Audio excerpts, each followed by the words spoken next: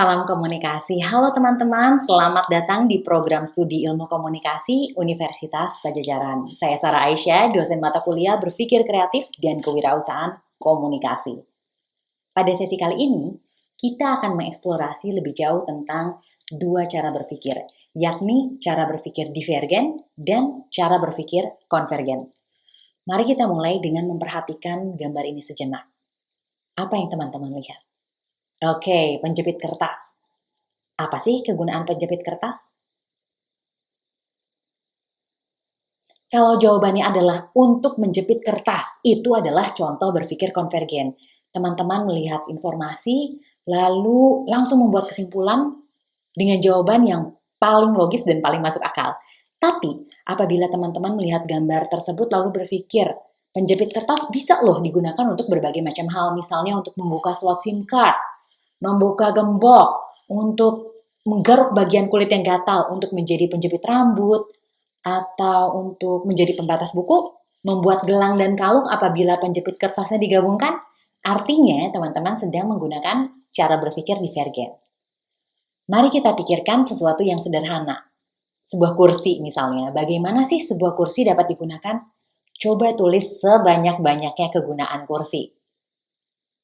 Sudah? Kursi bukan sekedar tempat duduk. Kursi bisa jadi hiasan atau bahkan rak buku untuk dipajang di dinding. Kursi juga bisa digabung-gabungkan sehingga menjadi alas tidur bagi seseorang yang ngantuk.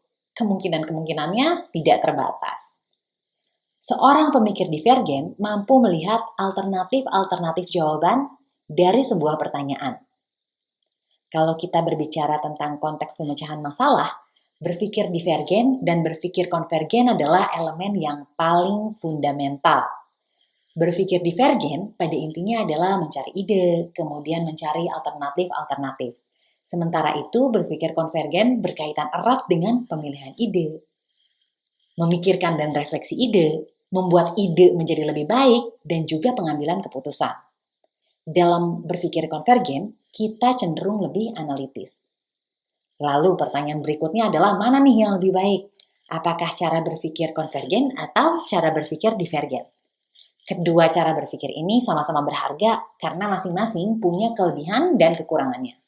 Nah, dalam sebuah tim, orang-orang yang berpikir secara divergen ini memberikan warna dan mendorong solusi-solusi yang kreatif karena mereka punya sudut pandang yang berbeda.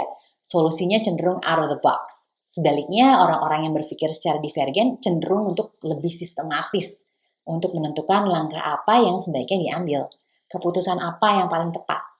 Dalam hal pemecahan masalah, caranya adalah dengan menggunakan kedua cara berpikir tersebut secara lebih seimbang. Sayangnya, kadang ada kendala yang terjadi dalam sebuah pertemuan. Dalam rapat-rapat, kedua cara berpikir tersebut digunakan pada saat yang bersamaan. Ilustrasinya seperti ini nih. Ketika ada satu orang yang mengatakan, oh saya punya ide. Orang tersebut ditanggapi oleh orang lain, wah ide itu nggak bisa dieksekusi katanya. Akhirnya, karena dimatikan, tidak ada orang yang mengusulkan ide baru. Karena anggota pertemuan tersebut sudah mengantisipasi bahwa idenya akan ditolak. Gas rem. Jadi, apa nih hal yang lebih baik untuk dilakukan? Dalam memecahkan masalah, akan lebih baik apabila teman-teman memulainya dengan proses berpikir divergen. Dalam proses berpikir divergen, saat mencari ide, kita punya slot waktu yang khusus.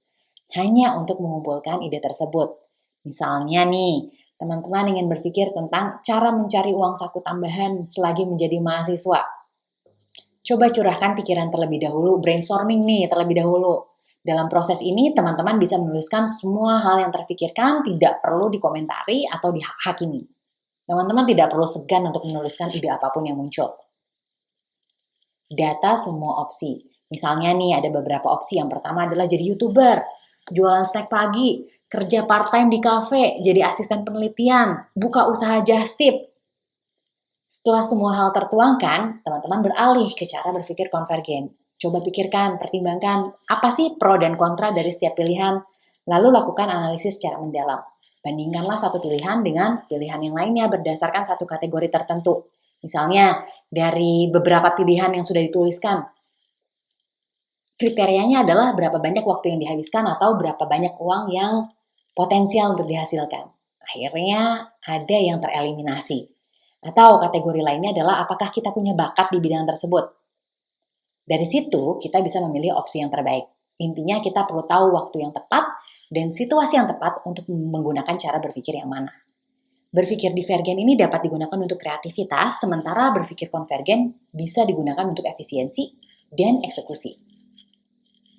Kemudian, bagaimana nih caranya agar kita bisa mengasah cara berpikir divergen? Sebagian besar dari kita mendapatkan banyak latihan dalam pemikiran konvergen, terutama ketika kita ada di bangku sekolah.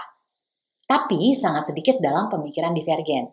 Ini adalah sebuah masalah karena kemampuan kita untuk menjadi kreatif dan menghasilkan ide baru itu sangat bergantung pada pemikiran divergen. Ada beberapa cara yang dapat teman-teman gunakan untuk melatih cara berpikir divergen. Yang pertama, caranya adalah dengan latihan memikirkan kegunaan objek sehari-hari, seperti yang sudah dilakukan di awal sesi ini ya. Ada tes yang namanya The Alternative Uses Test, dirancang oleh Guilford tahun 67. Teman-teman bisa berpikir tentang sebanyak-banyaknya kegunaan dari objek-objek yang simpel seperti batu bata atau sepatu. Tapi dalam batasan waktu tertentu, misalnya 2 menit. Hal yang dibutuhkan hanyalah kertas dan pensil atau ballpoint. Bisa ya teman-teman untuk mencoba melakukan latihan tersebut. Oke, hal lain yang bisa dilakukan adalah menuliskan ide teman-teman di jurnal.